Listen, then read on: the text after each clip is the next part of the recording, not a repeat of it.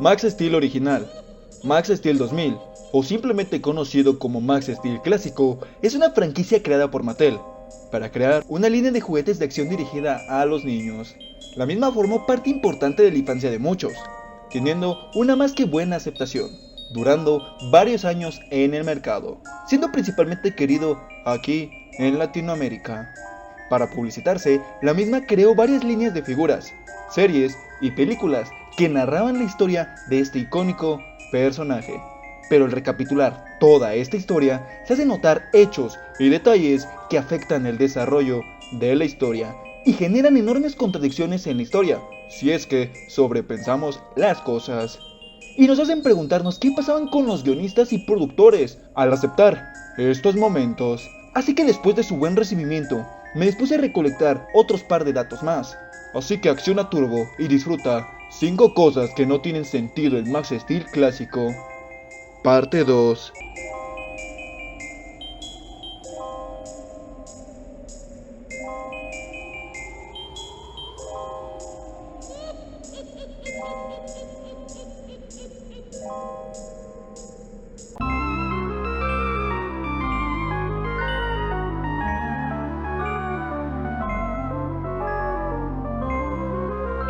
El Avatar, Elementor, o simplemente conocido como el Patas, es uno de los villanos, o el villano más icónico de toda la franquicia de Max Steel, siendo el que más apariciones tuvo durante toda la serie. El mismo no tuvo un trato muy digno en las películas, lo cual directamente ya podría ser considerado un sinsentido. Pero en este puesto me quiero remontar a otro hecho relacionado al mismo. Como lo mencioné, es el villano con más apariciones de la franquicia, y el mismo apareció por primera vez en Peligro de Extinción, en donde veríamos esto.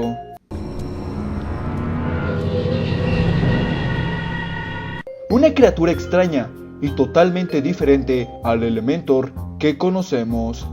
Esto no tiene sentido, las diferencias físicas se hacen notar, la coloración, las proporciones, el rostro, y esto pierde más sentido cuando el dominio de los elementos te muestran que cuando al mismo le dieron el Elementium, el mismo mutó al Elementor que todos conocemos. Pero no es el único sinsentido con este hecho. Si recordamos, al final de la película, el mismo hace lo siguiente. Sí, el Patas despierta. Pero ¿cómo es posible que el mismo siga dormido plácidamente en la siguiente película? En el primer caso se puede justificar con el hecho de que aún no tenían de todo el diseño del personaje, y también con teorías feas y raras como la mía. Pero en el segundo caso no tiene justificación. Elementor escapó por las tonterías, ineptitudes y absurdeces de los agentes Entech que acompañaban a Jefferson en esa misión. Pero el punto que menos tiene sentido es por qué Elementor esperó que unos ineptos lo liberaran, cuando él pudo escapar por su propia cuenta.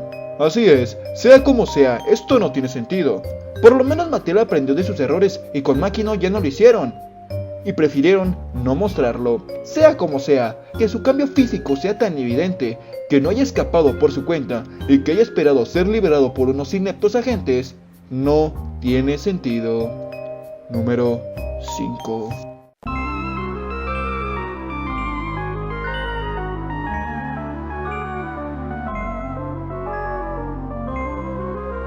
Uno de los personajes más polémicos de la franquicia, más bizarros y extraños, que tan solo remontar su historia se crean debates respecto al mismo.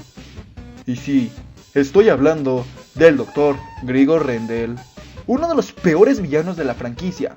Patético, intrascendente, aburrido e inefable son características que lo definen correctamente.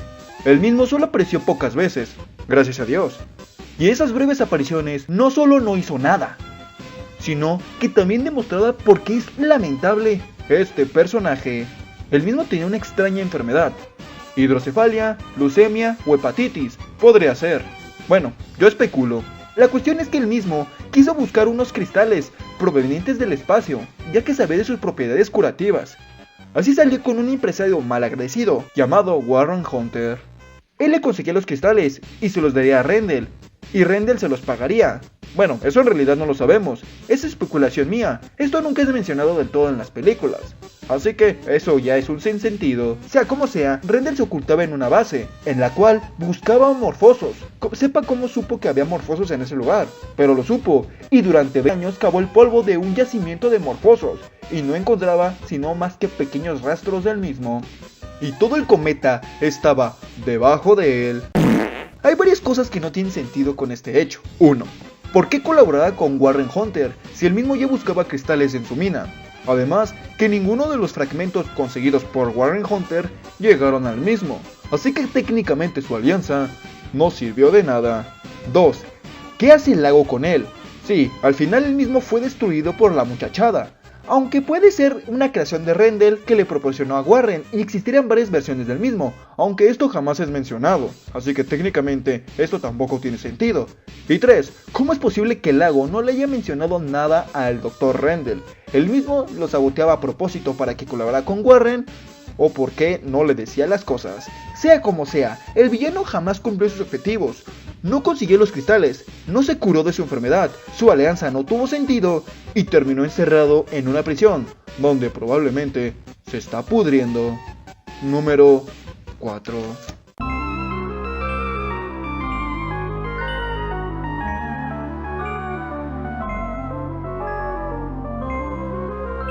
Durante la saga de Max Steel, lo vimos enfrentar a distintas amenazas, mutantes y seres tóxicos, androides y reptiles, y empresarios y cancerosos. Los mismos ofrecieron una variedad de problemáticas para nuestros héroes. Pero antes de que Max se enfrentara a todo esto, se enfrentó a terroristas, que de alguna u otra manera querían hacer el mal, secuestrando inocentes, exponiendo vidas de inocentes, o simplemente crear un nuevo orden mundial. En la mayoría de los villanos que vimos en la serie seguían a una organización que causaba todo esto sin miramentos para un tipo conocido como Espanto. Dragonel, Letranger, Vitriol, Jane Mayrot y el mismísimo Psycho trabajaban para esta organización y tuvieron malos planes: conseguir un letal virus, rescatar a un desechable inútil, y cuando todo esto se obtuvo, realizaron su jugada, que consistió en infectar a la ONU con un hongo que se comería el edificio entero y traicionar a Entech. Los mismos fueron derrotados en su juego y deciden escapar. Sin embargo, al final la nave en la que se escaparían sufrió un pequeño daño y se terminó cayendo, y así John Dredd cayó con la misma y el mismo ya no pudo huir, y al poco tiempo regresaría, pero sin su organización. Una organización que tenía como fieles perros sirvientes a Psycho y a Dragonel, que no dudarían en dar su vida con él, pero no abandonaron a su jefe. Quizás el único que se salva de este punto es Jay Mayrot. Ese chance y murió. Sea como sea, al final solo Psycho le tiró paro, y contacta a Orochimaru para que también le tire paro. Y al final falla su alianza, y eso terminaría provocando la muerte de John Dredd.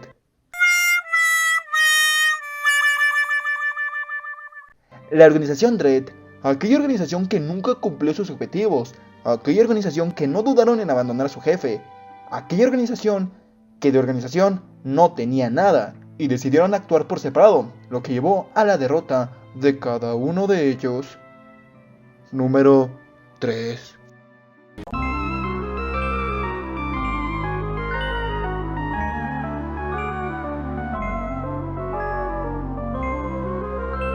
Este es un punto que se relaciona directamente con el puesto anterior. Sin embargo, considero que el mismo es algo que amerita un puesto propio. Marco Maidenson, o mejor conocido como John Dredd, fundador de Entech y creador de una organización terrorista Dredd. El mismo tuvo bajo su control a varios enemigos. Sin embargo, por varios fallos en sus planes, el mismo se quedó solo. Su organización lo abandonó y lo despreció. Solo faltó que le escupieran. Así él mismo demuestra lo capo que es y actúa por su propia cuenta, ideando un plan para acabar con Max Steel. Un plan súper elaborado, sofisticado, único e impresionante, el cual es secuestrar al odioso amigo de Josh y amenazarlo con que lo matará si no le da lo que quiere. Él mismo solicita una muestra de nanoimplantes que Max Steel tiene en su cuerpo y un disquete con su investigación correspondiente. Un plan medio improvisado para alguien tan sofisticado y metódico, pero bueno, cosas inesperadas requieren medidas inesperadas. Al final, Max le da todo esto al villano. Él mismo ha ganado y procede a escapar. Sin embargo, nuestro héroe no dejaría las cosas así como así que detiene este patético intento de plan. Y si no fuera suficiente la humillación de que su organización lo abandonó como perro, que su plan fue un vil fracaso, y que todo esto no fuera suficiente, Max procede a ponerle la cereza en el pastel, mencionándole que los nanoimplantes que le dio eran inestables, y que el disquete que tenía su investigación, en realidad, era su tarea.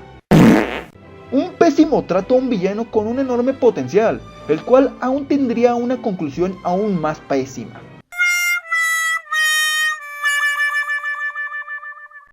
Sea como sea, que su organización, que siendo muy fieles lo hayan dejado a su suerte, y que hayan actuado tan impulsivamente, hace que esto no tenga sentido. Espanto, la verdad, no te merecíamos, crack. En paz, descansa. Número 2.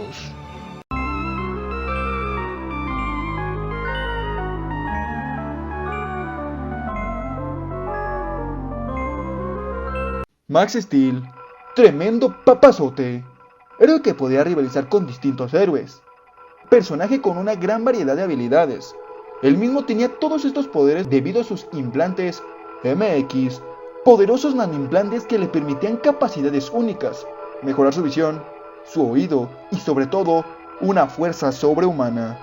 Él mismo se complementaba bastante bien con su traje turbo, un traje que le permitía activar diferentes características, armas y herramientas específicas para liberarse de cualquier situación. Él mismo contó con 3 variantes de su poder, siendo la etapa transfásica, la etapa Adrenaline y la etapa Turbo por 10. Todas estas no hacían más que incrementar las habilidades de nuestro héroe, siendo principalmente la fuerza, la que se vio afectada por estos cambios, y obviamente contando con más tecnología a su favor. Pero hubo un detalle, que sin duda se hizo notar, y no precisamente para bien. Si recordamos, Max tenía un Biolink bastante clásico, que como todo le proporcionaba la capacidad de cambiar de modo dependiendo de la situación, y le brindaba herramientas y armamentos. Al evolucionar al Adrenaline, esto seguía pasando, pero eran menos constantes.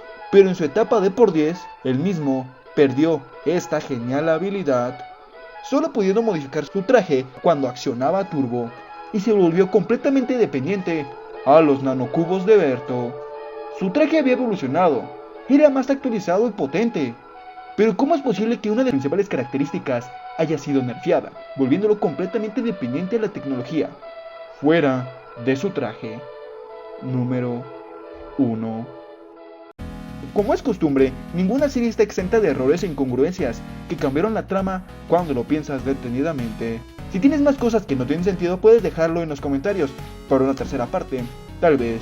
Si el video te gustó, regálame tu pulgar arriba y compártelo con más turbofanáticos. Muchas gracias. Sin nada más, te ha hablado tu tío Richie Magrat. Hasta la próxima.